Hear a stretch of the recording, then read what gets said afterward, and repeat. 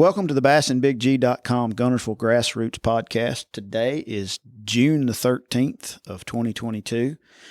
We took a little break, kind of by accident. The holiday threw a kink in it, and then Trey and I had life. Well, I had life getting away. Trey had fishing getting away during that holiday week, and we just said we were going to take a little holiday, and we're back. Trey's been fishing. Kid needs a haircut. Y'all send some donations. He's I'm got not some. cutting my hair until I know that I ain't catching bass because of it. So until I get proven it ain't my hair, I ain't cutting it. I look like Napoleon Dynamite. I don't care. You got some flow or whatever they want to call it going over right there. Little chia pet coming out from under the hat. Call it what you want. Until I prove it ain't my hair, I'll be. Well, my mom's gonna kick me out of the house.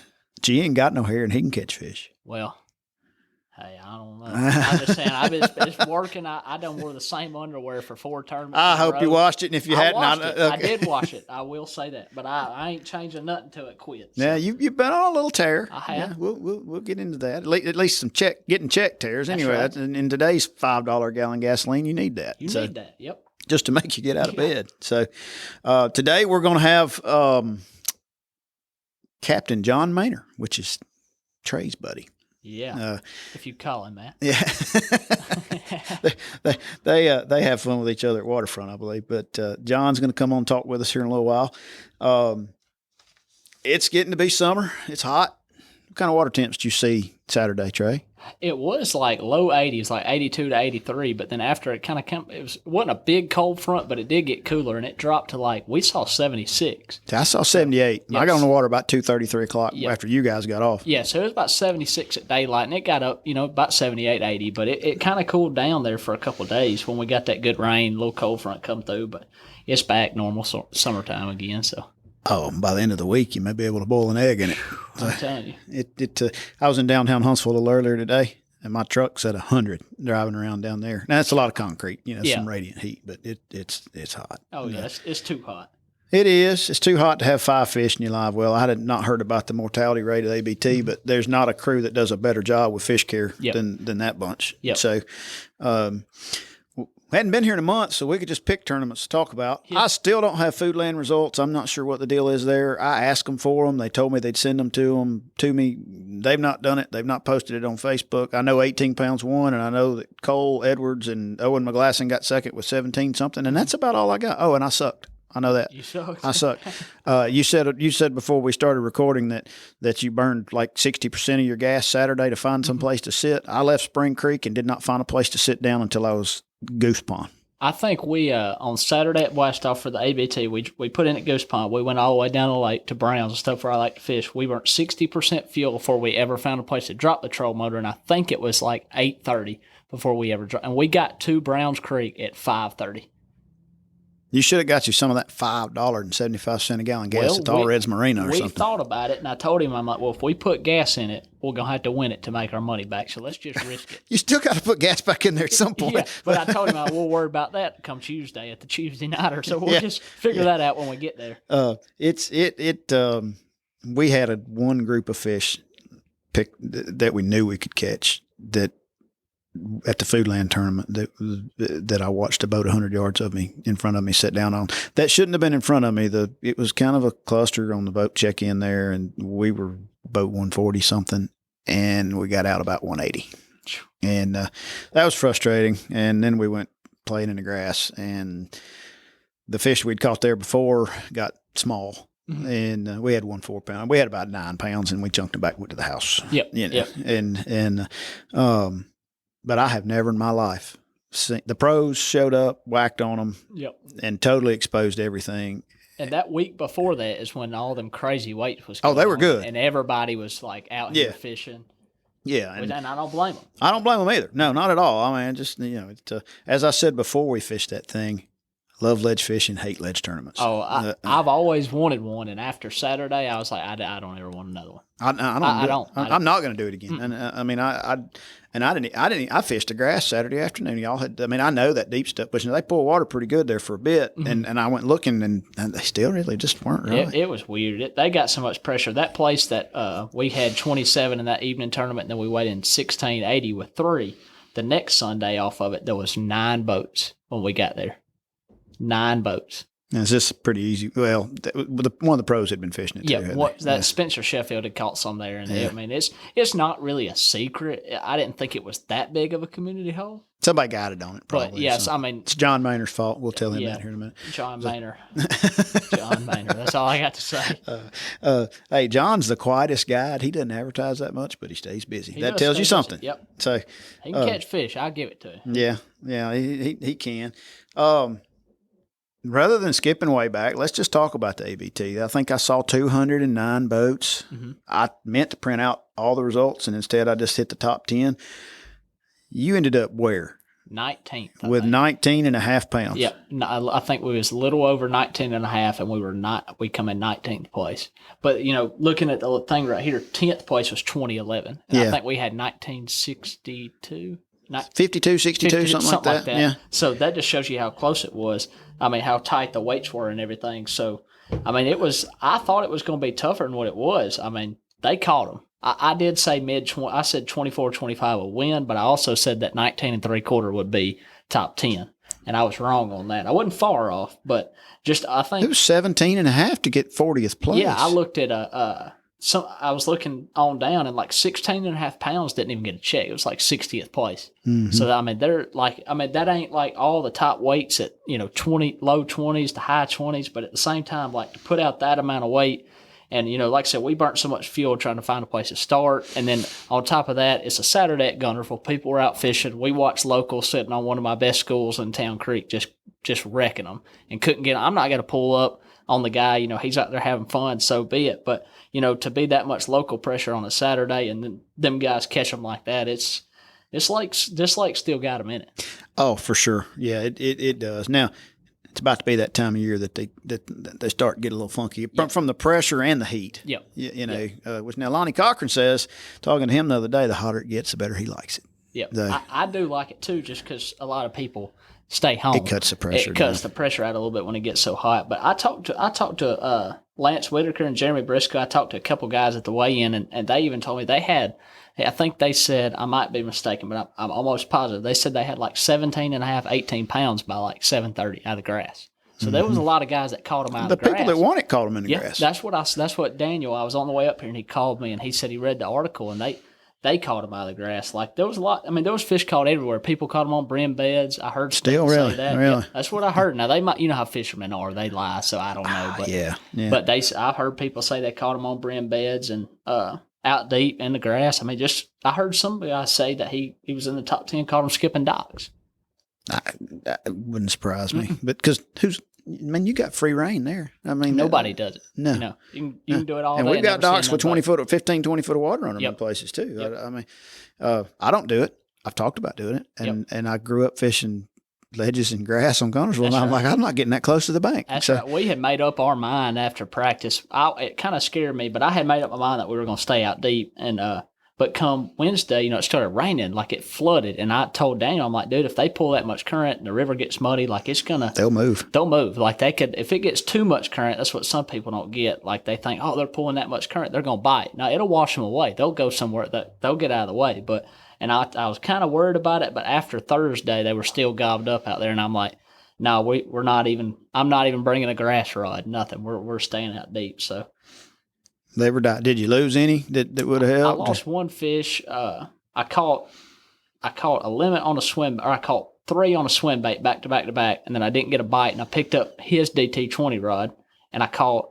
I rode it to the bottom, and it just kind of stopped, and it was one of them where you almost think you hung, but you just kind of keep reeling. I felt her head shaking, and she come up and jumped like 30, 40 yards out there. It was like a 5-pounder, and it come off, and then my next cast, I caught that.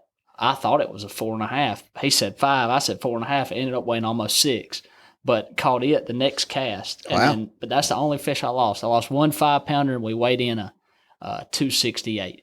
So we would have had 20. I mean, we wouldn't have won. We'd have been in the top 4 or 3, something like that. I think we'd have had around 22 pounds if I would have caught that one. But crankbait fishing, that's just how it goes. Oh, you just lose them. To only lose one fish throwing a crankbait and fishing out deep all day, I felt like we fished. You catch most of them on a plug? I caught most of them on a swim bait. Yeah, but I caught the biggest one I had on a plug, and then I hadn't caught them on a worm all year, and I did catch one fish on a Magnum trick worm, like a 4-pounder, and then I caught the rest of them all on a swim bait, every one of them.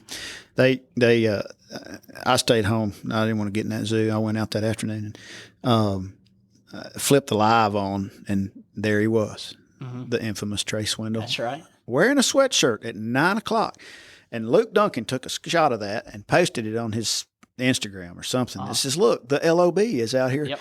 And my first response to that was, the LOBs get cold real easy? Because that kid's wearing a sweatshirt and it's 90. I'm telling you, them guys, they can act tough all they want, but it blast off when we run 30 minutes down the lake. It was cool. I'm talking about. And then, like I said, we never even come off plane because we couldn't find nowhere to fish. It's a good thing you had that toboggan full of hair on. Yeah, that's why I kept growing it out. And then when we finally found somewhere to fish, we get cut off worse than I've ever been cut off in my life.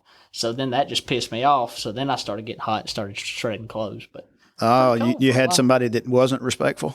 Yeah, I could say that on air. Yeah. On air, yeah.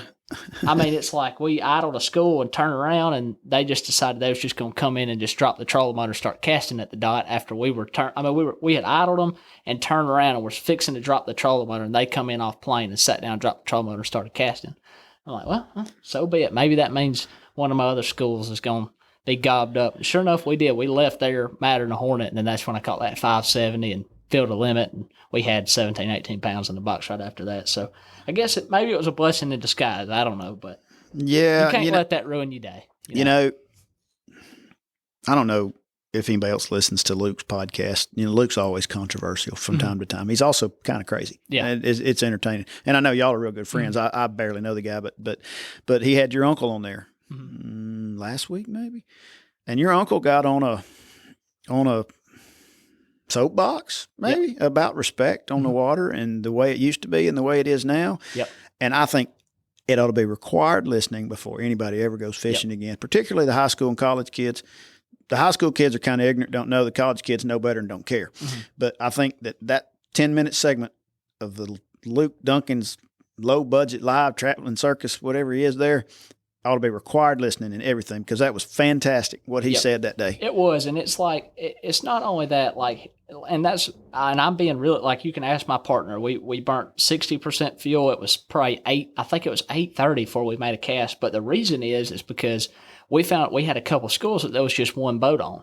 All right. Well, a normal person that don't care would have pulled up and fished with them. We're not going to do that. I'm not going to fish beside somebody. I had told Daniel that. I'm like, dude, if it's not just us on the school, I'm not playing bumper boats. I'm not cutting anybody off.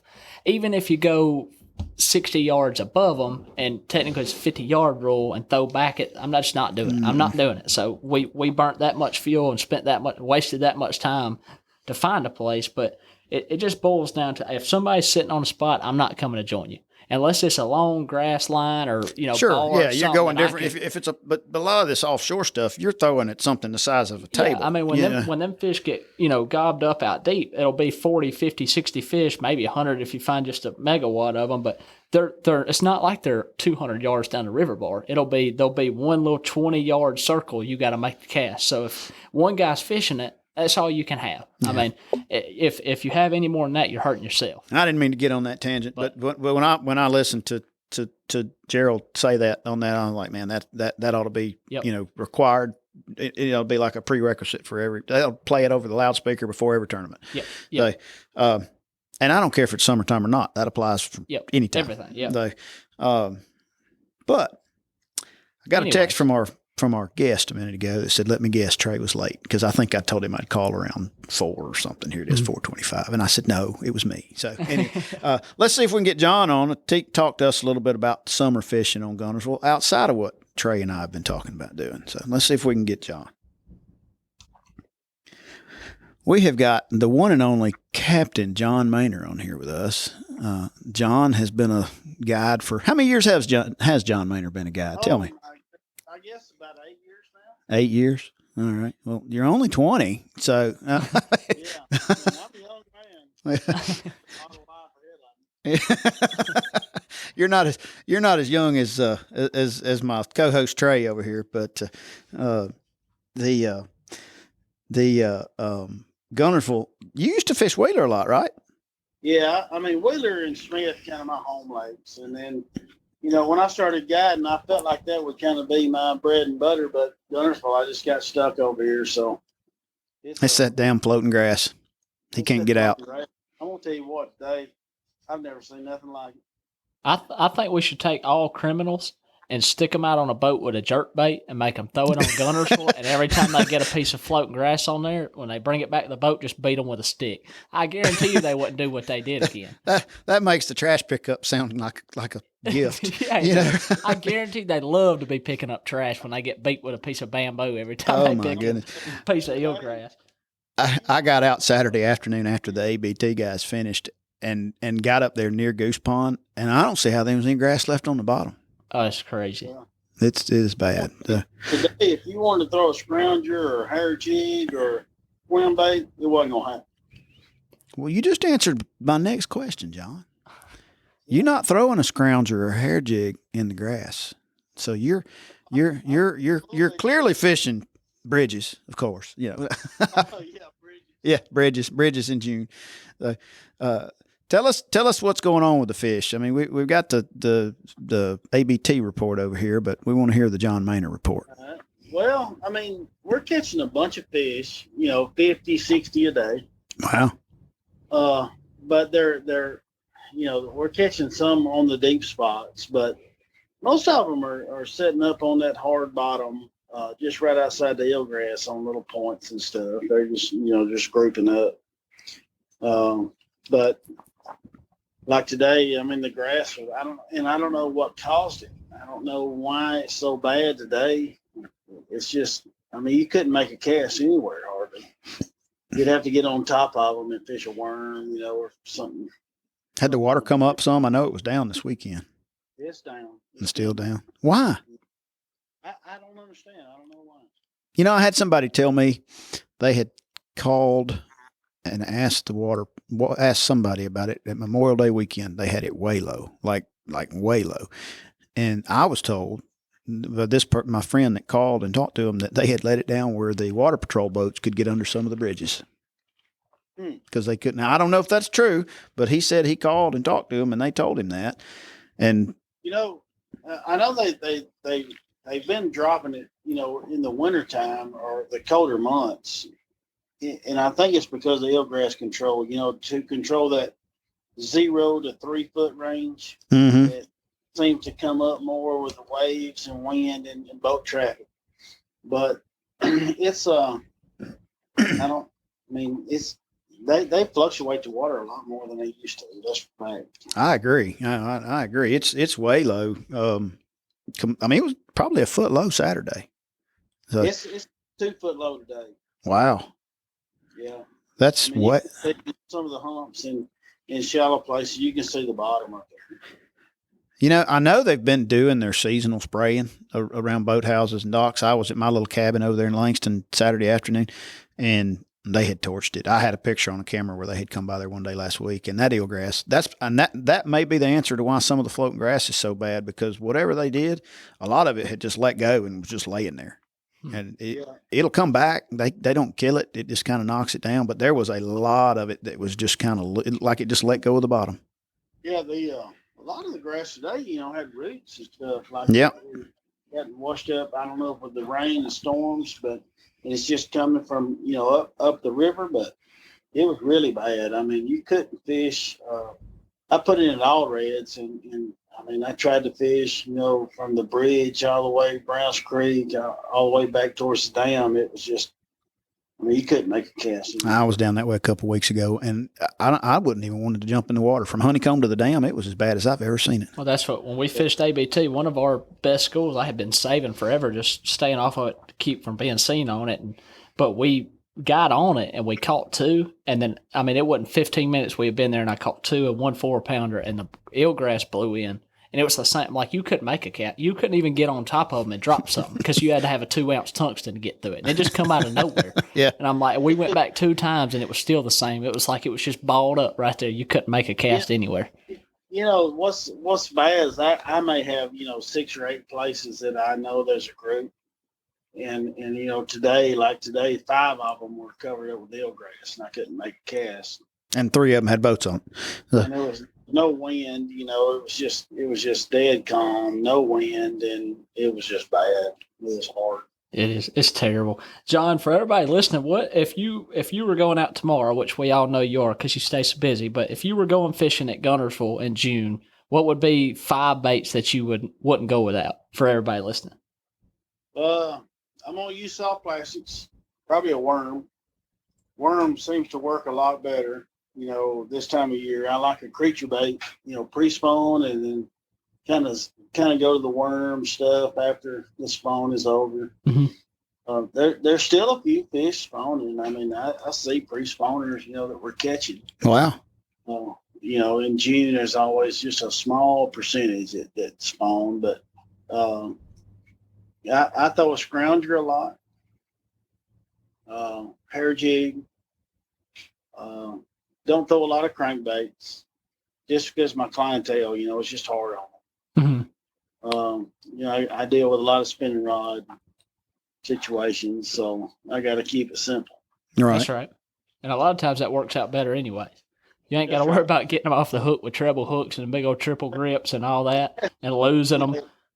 Popar's really been good. I mean, there's a lot of fish eating fry right now, and they're not the biggest fish, but they're fish nonetheless. Mm-hmm. And you can still, they're mixing. You make 10 little, 10 to 12 inchers, and then catch a 5-pounder. Mm-hmm. But I try to look for groups in the grass. If I can get on a deep spot, that I don't feel like somebody's just beat to death. Does that exist? And catch them.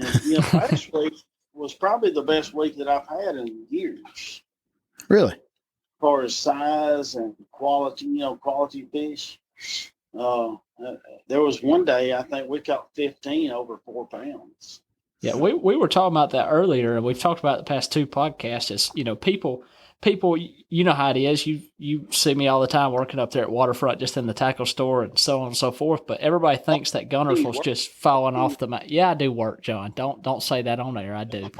But once every 90 days. Once every 90 days. But everybody, when they get around the tackle shop, everybody just talks about how Guntersville's not what it used to be and it's not any good anymore. But, from like hearing you say that in the past 2 or 3, we had a month there where it was taking 28, 30 pounds to win everything. Like I feel like the lake is more healthy now than it has been since I started fishing it. And I've caught more 3-pounders, which is good for the lake, in the past 2 years than I ever have.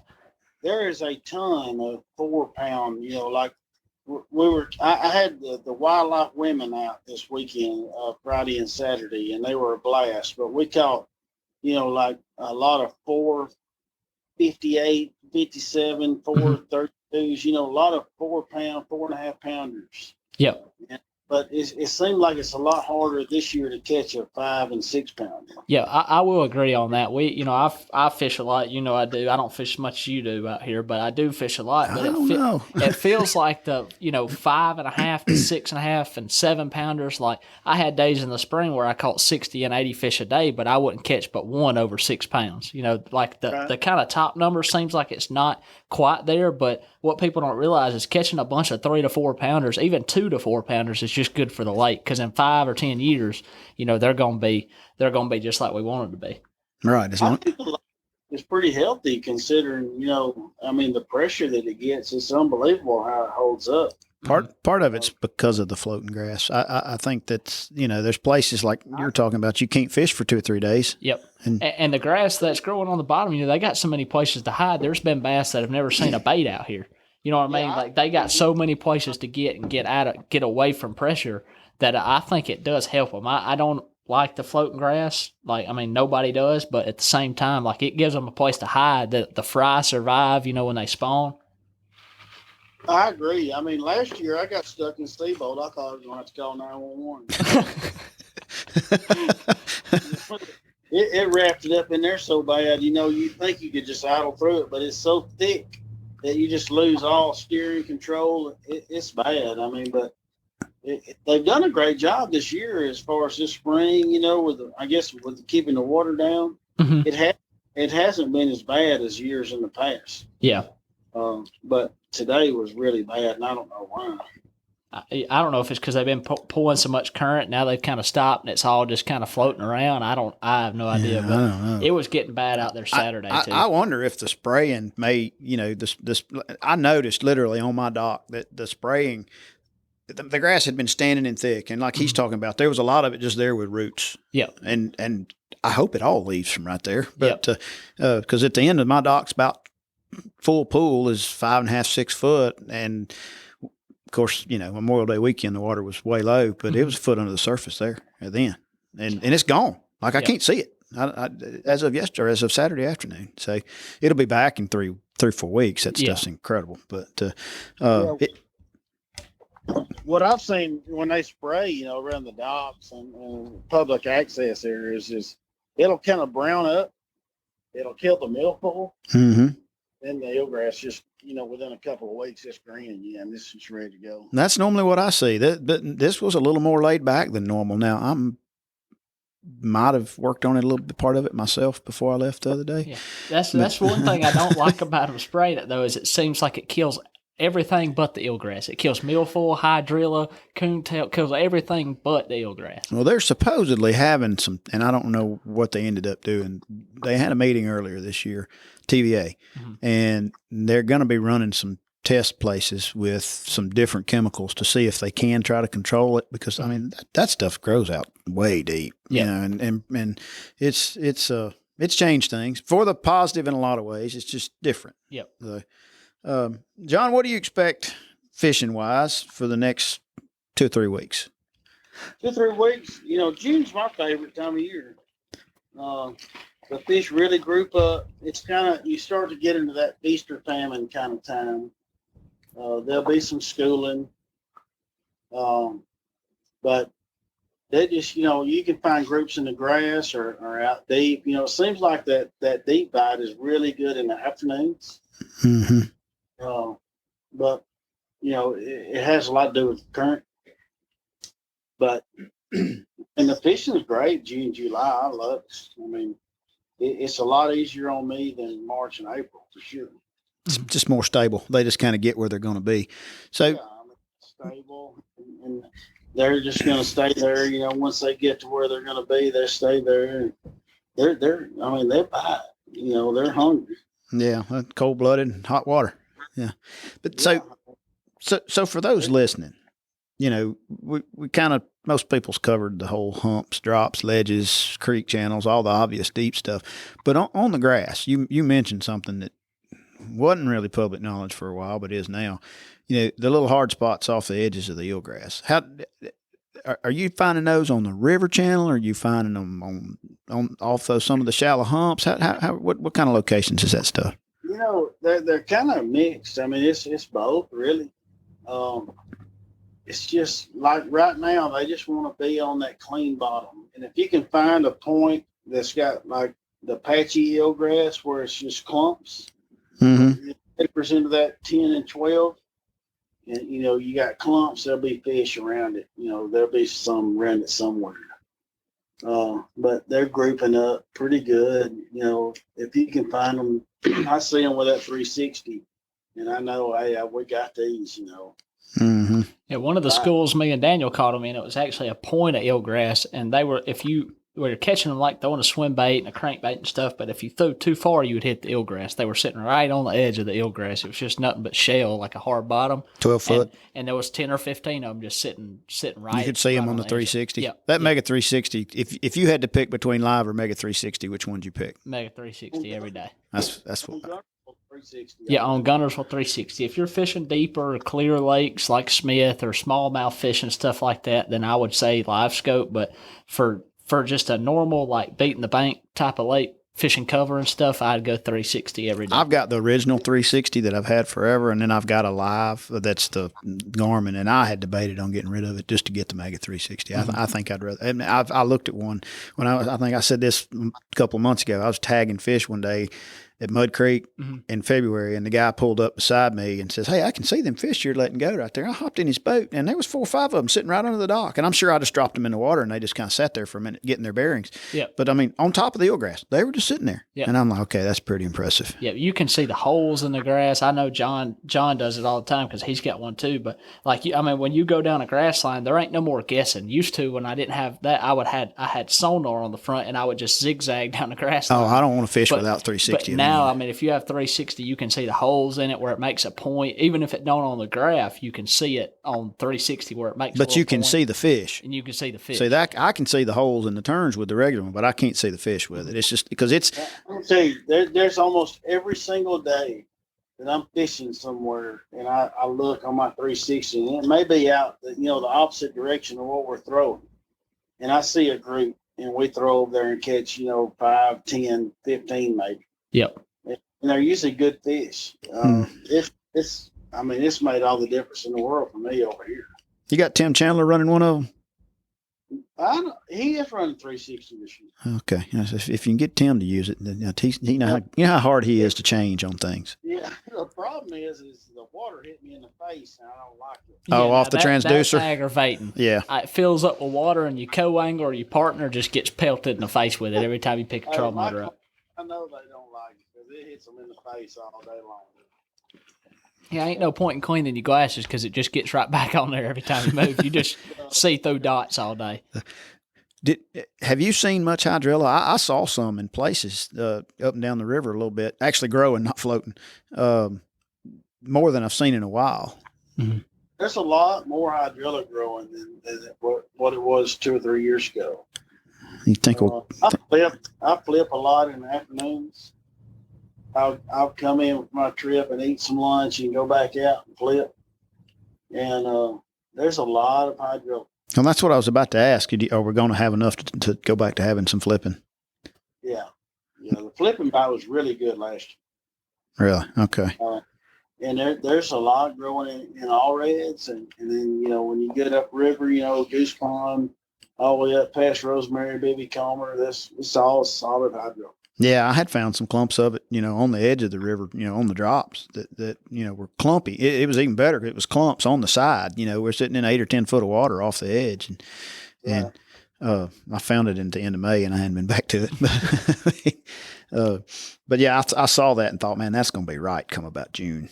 So, what are you flipping in the hydrilla this time of year? Man, my favorite thing is the pit boss. Pit boss, which is a creature bait. Yeah. Yeah, it's just a creature, and it's my go-to. I'll throw a couple other baits sometimes, but that pit boss to me is probably the best. And I'll usually throw 1.5 ounces. On braid. Then a little later I'll throw 1.75 ounces, but what you want to look for is that, like, about right now to into July, the milk or the hydrilla will start to just break the surface. It won't form a mat yet. Right. But that eelgrass will float in there, and it'll hang up on the stems up on the top. And you look for those eelgrass mats. And so you really get a flipping bite a lot quicker with the eelgrass, because it forms the mat for it. Makes a canopy over it. Yeah. Yep. Yeah. People don't even realize what's under it. They just flip an eelgrass and don't even realize it's hydrilla. I got on a bite just like that last year. One of my best mats was that way, and honest to God, I was guilty of it too. I didn't know what was under it until I caught one and ripped it up, and then I looked through there and it was nothing but hydrilla under it. It was just kind of hung up on top of the mat. And you've got to have that because the eelgrass is, I always equate it like hydrilla. I dropped a camera down in it years ago, and to me, like one of those underwater cameras. Mm-hmm. And when you get down to the bottom, it's kind of like if you're flying over some trees in the summer and it's thick on top. Mm-hmm. But if you're walking through the woods, you can navigate around the stumps. That's what it looked like to me, because it's just you get that canopy on the top. But now the eelgrass is like a briar thicket. It's thick from top to the bottom. Yep. It's thick. Yeah. You ain't flipping the eelgrass. The little bait can hang around in it, but they're not eating down in there. They move around that eelgrass so much, it's aggravating. Used to, they would get in that millful and they would just homestead. But now with the eelgrass, I mean, they may be there today and gone tomorrow. It's just so situational with the weather. You just have to cover a lot of water and just figure out where they're going to be that day. You think the bait's moving and they're chasing it, or what do you think the deal is with that? Well, I mean, the bait's so small right now. Mm-hmm. I mean, they're just eating fry, and it's all day long. We'll catch a fish, and it'll throw 5 or 6 little fry out, on the deck of the boat. And at some point, it gets hard to catch them when they start really focusing on that little bitty stuff. It is hard. It is hard to catch them. I'm not going to lie to you. They were being kind of funky when I got out there Saturday afternoon and the floating grass was bad, and I pulled out the little old centipede. Caught you some on it? Man, from 6 inches to about 3 pounds. That's but, right. but it catches them all. Mm-hmm. So a buddy of mine will be mad that I said that. Maybe he won't listen. But the dinkapede. But light line and a lightweight, throw it in every little crevice of grass you see. They hit it like a train. Huh. It's amazing to me. 5, maybe 6 years ago, if you was to be caught with a spinning rod over here at Gunnersville, they would pull your man card. And now they're everywhere. And now, I mean, I throw it. I throw it just about all day long. Well, is it just because you're using lighter line because of the stuff you're using, or for your clients, or do you think it makes a difference with the lighter line because the water's so much cleaner? What's your opinion? I think the fishing pressure and everything else. The fish.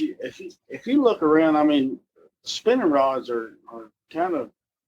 It's kind of the staple this time of year. And I hate them.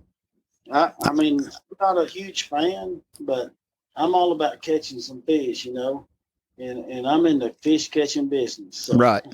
So we catch them, and you can take a spinning rod, and I mean, you may not have a 30-pound day, but I've had them with it. It's just you got to just settle down and just really take your time, especially on days like today that's real calm and not much movement, nothing going on. You can kind of just settle in and you can get by it. I mean, What's your setup? You running braid to fluoro?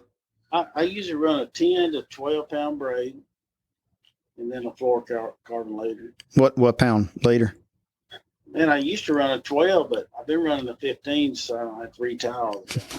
Hey, if it works, I don't blame you. I run a 12 on mine. I don't think it matters. I mean, I don't think it matters at all. Yeah. That's I get some people, that they really like to set the hook. They're old school. That's what we was taught growing up. right. Yeah, straight mono, you had to set the hook hard. Right. Jerk their eyeballs out. You got to come out of your shoes, and then I try to explain to them all you really need to do is just pressure. With that braid and a leader and a sharp little hook on a bait, yeah, you just pull. Yeah. Just kind of reel into it. But yeah, that 15 works out better because they'll break off a good bit if they're a big setter.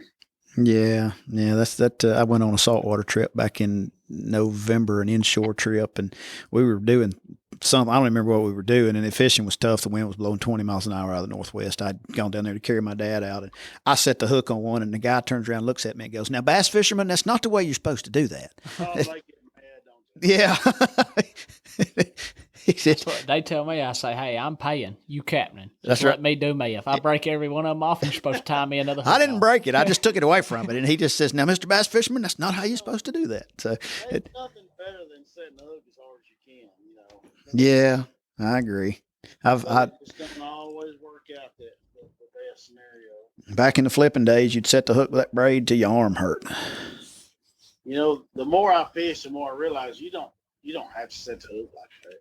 No. It's fun, but to me, I figured out, and I've never been good enough to step foot in the boat with John Maynard. But if I had, he would know that I like to set the hook hard. But I've done the same thing, and I've realized, I mean, especially like flipping, you just lean back. I mean, they hit it so hard, they hook themselves. You just lean back, hold pressure. You're to them. throwing a rope. Yeah, but- and when you jerk them and you jerk a 4-pounder plumb over your head, you lose them every time. You Yeah. lose more fish. I mean, it is fun, and I do it. I mean, when I'm out there fun fishing, I do. But when money's on the line, I don't. I just lean back. Yeah. Now, John, Trey says he's never been in a boat with you. And if somebody else wants to get in the boat with you, how do they need to get in touch with you to do that? Oh, yeah, they can call me.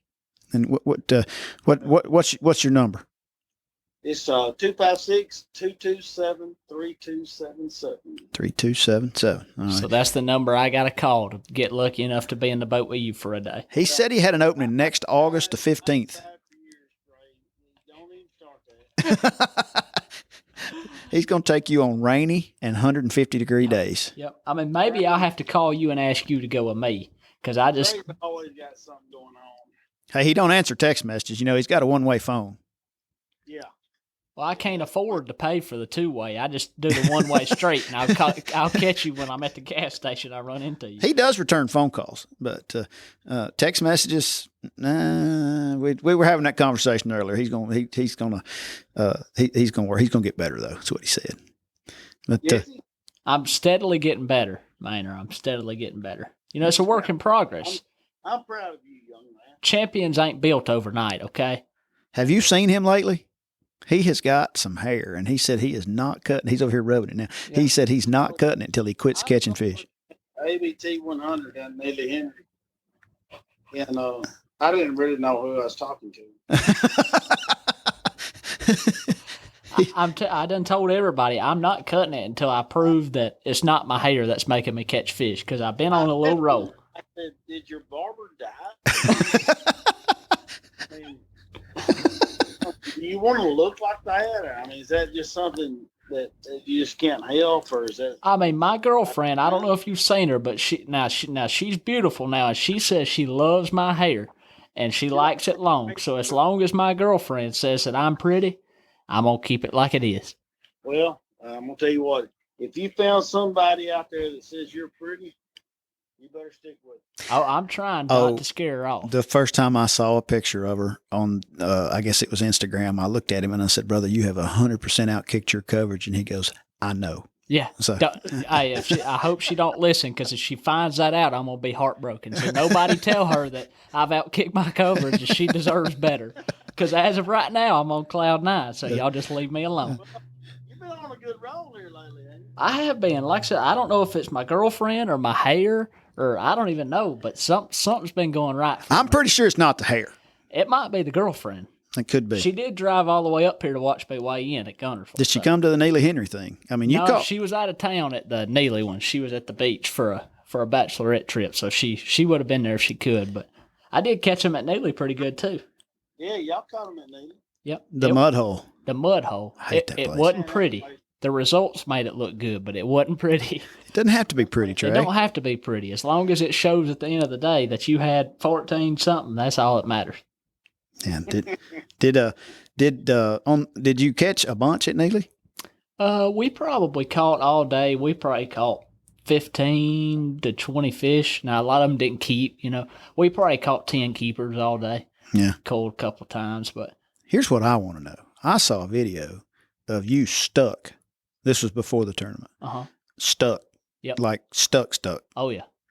How'd you do that? Well, so Luke told me that about 97 years ago, he fished a BFL over there, and he got up in this creek, and he caught the crap out of them. He said, now, I'm telling you, they were there. He said, I ain't telling you we're going to catch them, but we're going to catch them. So I said, you ain't got to tell me twice. So here we go. He said, I mean, we was weaving through the forest, and he said, take a left, take a right. And I'm like, I'm not trolling. We're going to send it. So we get back here, and I can see the creek. He's like, there it is. And there's like one high spot between it. And we're idling, and it starts just getting, the motor starts bogging down, and I'm like, uh-oh. I done made it way too far to back out now. We got in there. We were stuck for a little bit, and he decided to film on his phone instead of try to help me get unstuck. But hey. There was a video with Luke just shaking his head and water flying. And I got out, and I said, are you proud of him? And he said, no. I'm like, well, I mean, hey, okay. Did you catch him in there? No. Not in the tournament. No. We did catch some. Did you try that again during the tournament? We never went back. Okay. So we wasted a whole entire day of practice off of Luke's hole from 97 years ago that we got stuck in trying to get into. But hey, it was worth it. Yeah, it made for another story. It did. It did. Well, you have been on a bit of a roll. I'm kind of proud of you. You know, you had well, Wheeler kind of kicked you a little, didn't Yeah, it? Wheeler was the day I turned it around. I think I after that I started getting my revenge on these little evening tournaments up here, and then we went to Neely, and me and Luke did good, and then I won another evening tournament or two, and then we come to Guntersville, and we didn't win. We come in 19th, but we had 20 pounds, so hey, Yeah, I mean, you can't complain no, on a Saturday. not at all for all that pressure and. You weren't on here earlier, John. But he said that they burned 60% of their gas on Saturday before they found somewhere to sit down. Yeah, I don't because I was out there Saturday. Yeah, we blasted off at Goose Pond, and we literally left Goose Pond at like 5:10. Like, they were letting us go. Kay was calling out boat numbers like it was somewhat even above the trees. We were down in Browns Creek at 5:30, and I'm telling you, it was 8:30 before we ever found a place to drop the trolling motor. Because, I mean, I'm kind of old school, I guess, is what you'd say. I don't know. But I'm not going to pull up and fish a school with somebody else. I'm just not going to do it. So until we found a place by ourselves, we wasn't going to stop. And we spent, like, probably $200 worth Did you lock through? Well, I told him, I said, should we call Kay and see if we can lock down the Wheeler? Because, I mean, we've already made it this far, and we ain't found nowhere to stop. So It was, there wasn't as many boats come down to the lower end as what I thought there would be. yeah, there was that's what I told Daniel. There wasn't a lot just running around down there, but the ones that were down there were on everything. Well, now the honeycomb people blast off about 20, 30 minutes before safe light. They're going to make sure they get their spot. Yeah. We left the dock at Browns Creek at 5 o'clock Saturday, and I couldn't get on my first two spots. Yeah. Oh, yeah. So, I mean, those honeycomb guys, they don't fool around now. I mean, if you're not, They don't. If- I if- think they kick about 4:30. yeah, I mean, you got to be there to sign up before I normally even roll up in the parking lot. And I mean, I like to show up, dump my boat in, and go when they call your number. That's but, how I am. That's why trade fishes them little ones out of Browns, because that's the kind of guys I roll with. Just roll up about 2 minutes before blast off and drop in. Here's your and money. go. Let's go. Yep. And then you forget everything you got in the truck because you showed up last minute. That's me. Yeah, that's right. Now, I do believe that. And speaking of which, is your boat broke?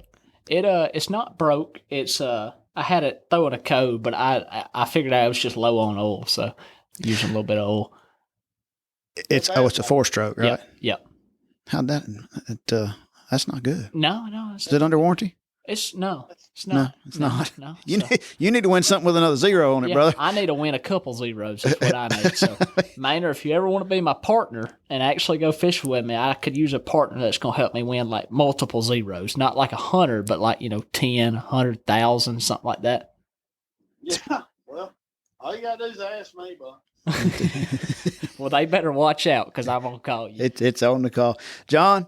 I can't thank you enough. It's been entertaining. I think we could probably sit here and bring up stuff that doesn't need to be on the radio or whatever we call this podcast. We could probably bring up some stuff we don't need to talk about, but we probably ought to start wrapping it up. And I had talked to you 2 or 3 months ago about coming on and chatting with us. I had no idea it was going to be this fun, or I would have done it once or twice already. So, but I'm looking forward to it. We'll try to do it again, and I really appreciate you coming on and enjoy the floating grass. Yeah, I love that floating grass. Maybe catch another tag bass before July 4th. Is it 1 or 2 this year? Just one. Just 1 this year. Yep. I thought I was going to have to put him on the payroll. I mean, he caught so many last year, and he pretty much owns Tim Chandler now. That's what he said. He said Tim's lucky to catch one every 3 or 4 years. So, And, I mean, you just gotta run through the numbers, and then all of a sudden there's a tag on one of them. yeah, I had one caught Saturday that I let go at Mud Creek. That was caught. There's an island in the river somewhere out near the mouth of Crow Creek on up. Mhm. And dude caught it there. Really? Yep, sure did. He told me that today. I talked to him today. Do they kind of stay, or do they go back where they're coming? Man, there's been a bunch of them go way back this year. I've had 2 caught. I tagged at a little club tournament at Browns Creek the day before the Rattle Trap tournament, and I've had 4 or 5 of those caught, and 2 of them were caught up above waterfront. Really? The one I caught 2 years ago was let go at Goose Pond, and I caught it in Browns Creek. Mm-hmm. I had that guy yesterday that was on Buck Island, somewhere on Buck Island. Mm-hmm. That was a Browns Creek fish. They've moved a lot more. The floods weren't as bad this year as they have been the last couple of years, and I think a lot more of them went home. What percentage of the 200 get caught every year? Caught probably 50%. 50? Mm-hmm. I've had a bunch of prior years tags caught. I've had 3 in the last 2 or 3 weeks. Do you think that Whaler got better because a lot of these fish went over the dam? You brought that up to me when we were sitting in Waterfront one day, and I thought, well, I never have thought of that. But we did have record flooding there for a couple of years. And yeah, I mean, for a few years, a lot of floods, and they were caught, 2 or 3 down there around Ditto. I had 2 caught below the dam that I know of, yeah, or a little further. Yeah. Whaler can't just get better overnight. You think Gunners will flush the toilet and send a few down there? Well, I think so, but because last year, I mean, in November, I had 5 trips down there that we caught over 100. And where'd they come from? Yeah. I don't know. Yeah. I mean, what thought? Have you been to Whaler this year? Somebody said the grass wasn't as thick over there this time. The grass is not as thick, but the fish are still there. Yeah, right. They didn't wash on to Wilson. So No. I don't know. That would be our next episode here in a couple of weeks. We're going to have the district fishing supervisor biologist for the Department of Conservation is going to come on. The guy's office over in Tanner, but he's the one that, he knows about the fish shocking and all kinds of things. I'm going to ask him that question. That'd be good. We'll have him on here in a couple of weeks. Had to go through some hoops with the state to get him lined up to come on. But John, I can't thank you enough. I have enjoyed it immensely. Poking fun at Trey is he's still blushing over here. He's got that little red tint about him. Even his hair's flaring out a little bit. So I appreciate it, and we'll see you soon. All right, buddy. I'm glad y'all had me on here. And I really appreciate it, man. Have a good day. Y'all too. Bye. A big thanks to John for coming on and talking with us. If you want to take a trip with John, he left his number a little earlier. You can Google him up. I believe it's John Maynard Fishing's his website. I can't remember, but he doesn't have to advertise a whole lot, but he stays real busy. That tells you what you need to know. So super nice guy. I enjoy talking to him, and I really enjoy watching him pick on Trey. Yeah, he likes to do that now. Well, you just got a knack for that, Trey. That's right. I mean, I guess I asked for it. My hair's long. I got a pretty girlfriend. Everybody's jealous. Yeah, right. You got 2 out of the 3 right there anyway. Right. Your hair's long and you got a pretty girlfriend. That's So right. I don't know about the jealous part. Hate the player, not the game. Yeah, that's right. That's right. Fishing wise, it's summer. You've got your every day of the week, pick your poison wildcats. The guy that was running the Wednesday nighter out of All Reds messaged me a couple of days ago, has changed it to Tuesdays. He said Wednesdays weren't working the way he wanted. I think it's 4:30 to 8. I do have it on the Bass and Big G website. Guy named Jacob Bice is the one running them, and unless he's got somebody sitting in for him. I also had a guy message me last night. They're having a night tournament this Friday, the 17th, I believe is the date, out of All Reds. It's going to run way long for me. I turn into a pumpkin about 10 o'clock, but it starts at 7 or 8 at night and runs till 2 in the morning. Right there, I'll tell you what, right there near the new City Harbor stuff on a weekend, you better be careful. They don't tell them what's going to be running around in boats out there at night. Had a little bit of a technical difficulty. Lost a couple of minutes there. Me and Trey babbling. Not sure where they went or why it deleted them, but they're gone. We were talking about the City Harbor and the night tournament going out of All Reds this coming Friday night. Goes till 2 a.m. Everybody, please be careful. Watch out for whoever's having a good time over there. That's pretty much a wrap for the week. We'll be back in a couple of weeks. Trey may be traveling. We're going to have to figure that schedule part out. We will have the district biologist for the Tennessee River on to talk to us. So if you enjoyed this episode, give us a like, give us a share, give us a review. All that stuff helps. And enjoy the floating grass.